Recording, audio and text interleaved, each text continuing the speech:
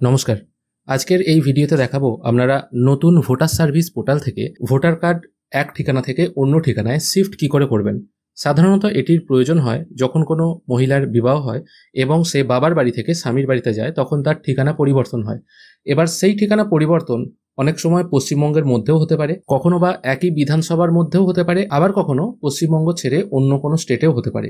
তাই এই টোটাল প্রসেসটা আজকের এই ভিডিওতে আমরা দেখে নেব। সর্বপ্রথম আপনাকে এই ভোটার সার্ভিস পোর্টালে সাইন আপ করে নিতে হবে। সাইন আপ প্রসেস সম্পর্কিত ভিডিও আমার পূর্বের ভিডিওগুলিতে দেখানো আছে। সাইন আপ করার পর আপনি যখন এই পোর্টালে লগ ইন করবেন, আপনার সামনে এরকম একটি ড্যাশবোর্ড ওপেন হবে। এখান থেকে সরাসরি 8 নম্বর ফর্ম ফিল করবেন, যেটি হলো শিফটিং, কারেকশন ইত্যাদি। সেই জন্য আমি সরাসরি 8 নম্বর ফর্মটা এখান থেকে সিলেক্ট করে নিচ্ছি। এরপর আপনি যদি নিজের জন্য অ্যাপ্লিকেশনটি করতে চান তাহলে সেলফ অপশন সিলেক্ট করবেন। তারপর আপনার ভোটার কার্ড নাম্বারটা এখানে শো হবে, তারপর সাবমিট বাটনে ক্লিক করবেন। এরপর আপনার সামনে 4টে অপশন ওপেন হবে। প্রথম অপশন হলো শিফটিং ফর রেসিডেন্টস। যদি আপনি আপনার বাড়ির ঠিকানা পরিবর্তন করতে চান, যেটা আমি একটু আগে বললাম, মানে বিবাহিত মহিলাদের ক্ষেত্রে। আবারও বলে দিচ্ছি একটা কথা, অন্য ভিডিওগুলোতেও আমি বারবার একই কথা বলেছি, বিবাহিত মহিলারা তারা যখন বাবার বাড়ি ছেড়ে স্বামীর বাড়িতে আসবেন, একসঙ্গে কিন্তু এই কারেকশন অপশনটা যেন তারা টিক না মারেন।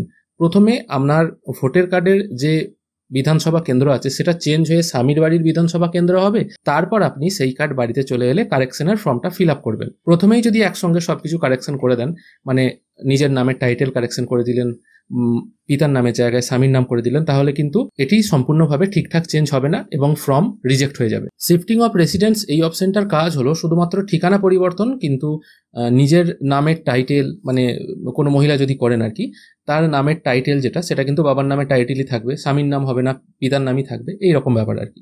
আশা করি বুঝতে পেরেছেন বা বোঝাতে পারলাম আপনাদের। সেই জন্য শিফটিং অফ রেসিডেন্স এই অপশনটায় ক্লিক করছি। তারপর আপনাকে সিলেক্ট করতে হবে উইদিন অ্যাসেম্বলি কনস্টিটিউয়েন্সি না আউটসাইড অ্যাসেম্বলি কনস্টিটিউয়েন্সি।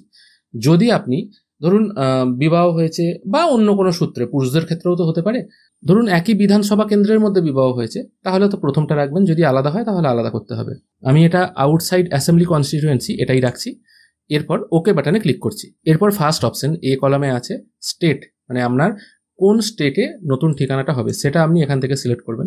এবার এখানে একটা কথা বলে দেওয়া ভালো, আপনার যদি ওয়েস্ট বেঙ্গল ছাড়া অন্য কোনো স্টেটেও বিবাহ হয় তাহলেও কিন্তু এই একই সিস্টেম আছে। যদি ওয়েস্ট বেঙ্গলের মধ্যে হয় তাহলে তো কোনো অসুবিধা নেই।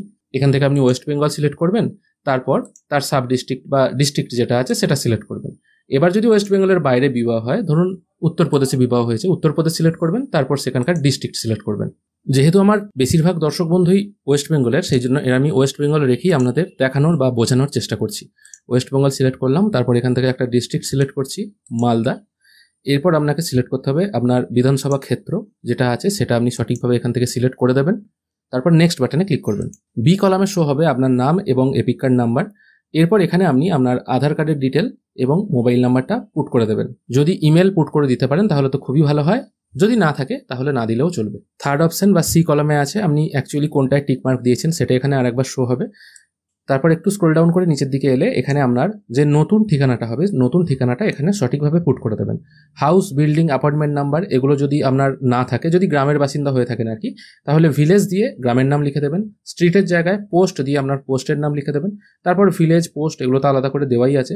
এই জায়গায় আপনার থানা বা ব্লকের নাম দিয়ে দিতে পারেন। ডিস্ট্রিক্ট এখান থেকে সঠিকভাবে চুজ করবেন। এরপর আপনাকে একটা ডকুমেন্ট সিলেক্ট করতে হবে যেটা আপনি অ্যাড্রেস প্রুফ হিসেবে দিতে চাইছেন।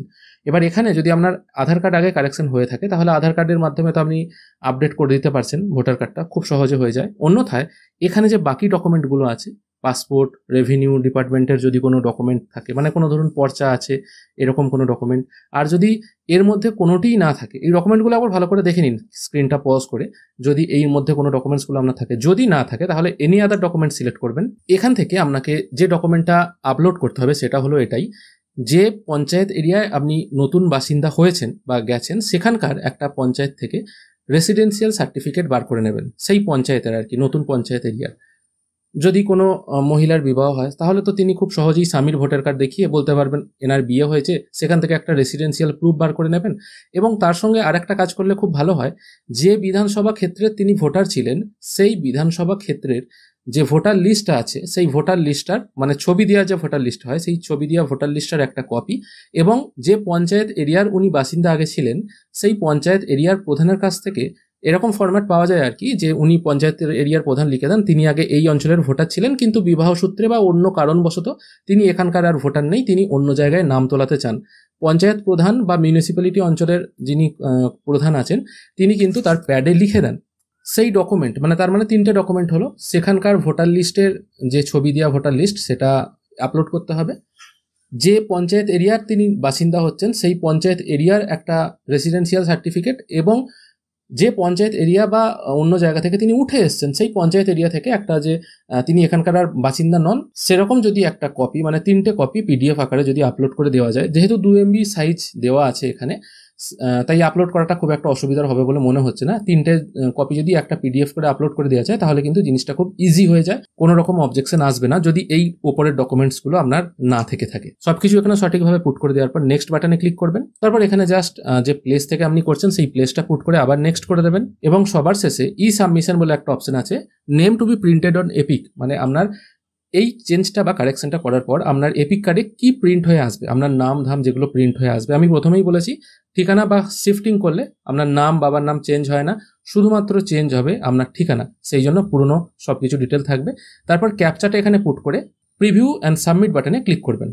দেখতেই পাচ্ছেন ভোটার কার্ডের জন্য ফর্ম 8 এখানে প্রিভিউ অ্যান্ড সাবমিট অপশনে শো হচ্ছে। এবার এখান থেকে আপনি যেগুলো কারেকশন করেছেন সেই কারেকশন অপশনগুলো আপনার সামনে সবকিছু শো হবে।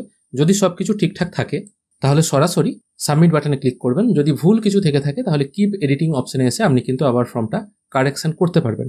ফর্ম সাবমিট হয়ে যাওয়ার পর আপনার সামনে একটি রেফারেন্স নাম্বার শো হবে, সেই রেফারেন্স নম্বরটা এই ফর্মটার সাথে প্রিন্ট আউট করে রেখে দেবেন।